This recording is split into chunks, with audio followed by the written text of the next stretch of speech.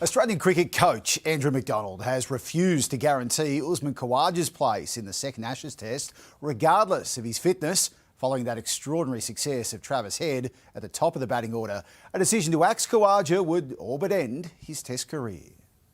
It's the flow-on effect of Travis Head's astounding century. Usman Khawaja in the firing line, his career at a crossroads. And if he is fit, will he be playing in Brisbane for sure? We'll just work through his fitness. I'm not sure where he's at medically. I mean, we get to camp in 6 days' time, so it's a long way out. A lot of information to gather between now and then, and hopefully Usman's fit and available for selection. Khawaja is expected to overcome his back spasms in time for Brisbane, but debate is now raging whether Head's promotion should be permanent. We've got a lot to consider. Batting order is always debated heavily. There are still doubts over the fitness of Josh Hazlewood, but this was positive. I don't think he's out for the whole series, so I can put that one in front of you. So I don't know where that speculations began, but he's working through the first week of his rehab. I'm not sure that we need to give an update on that.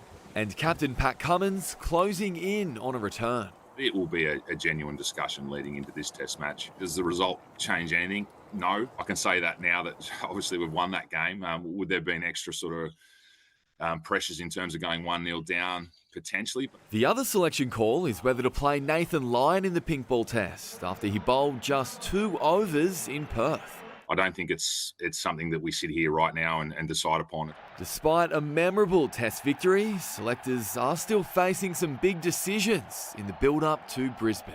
Sam Jordan, 9 News. Tom Trbojevic has stepped up in the absence of Daly Cherry-Evans, taking on the Manly captaincy for next season.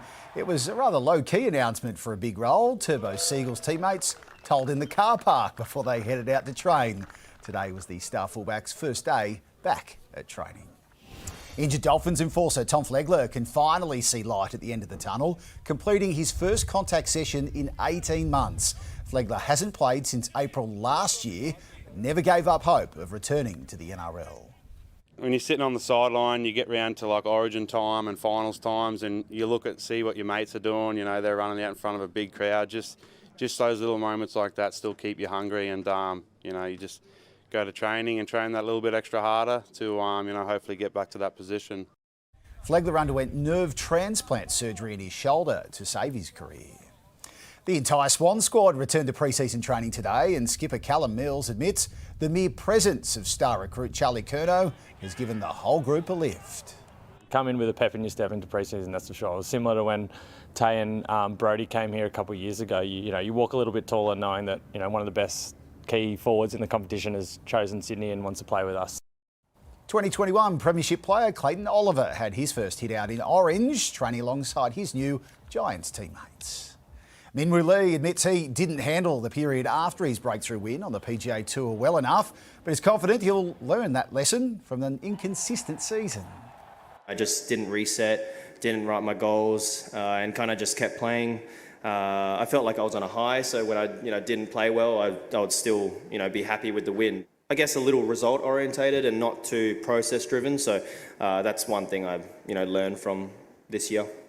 Lee is the highest ranked Aussie at the Australian PGA Championship beginning Thursday at Royal Queensland. There's been a stunning twist for Aussie Oscar Piastri in his hunt for the Formula One World Championship. Both he and Lando Norris were disqualified from the Las Vegas Grand Prix hours after the race, saving Piastri from falling further behind his teammate in the title fight. The race had been run and won. Max Verstappen wins the Las Vegas Grand Prix. Reigning world champion edging out Lando Norris, who actually extended his championship lead.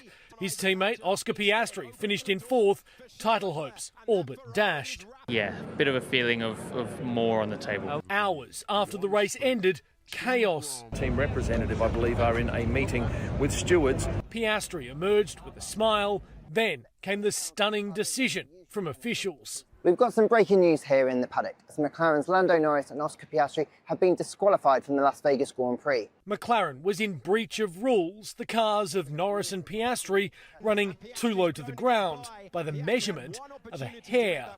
McLaren apologised to its drivers for the loss of points at a critical time in their championship campaigns.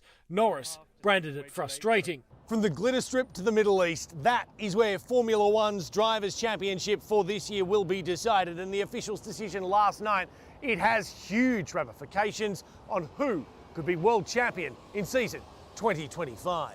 The decision meant both Piastri and Norris didn't get any points from last night's race. The gap between them still 24 points. Verstappen was the big winner, now level with the 24-year-old from Melbourne. And while Piastri remains in the hunt for the championship, McLaren might seek to protect Norris's lead from Red Bull's Verstappen. Drivers can earn a maximum 58 points in the last 2 rounds of the season. Everything is on the line. In Las Vegas, Jonathan Kersley, 9 News.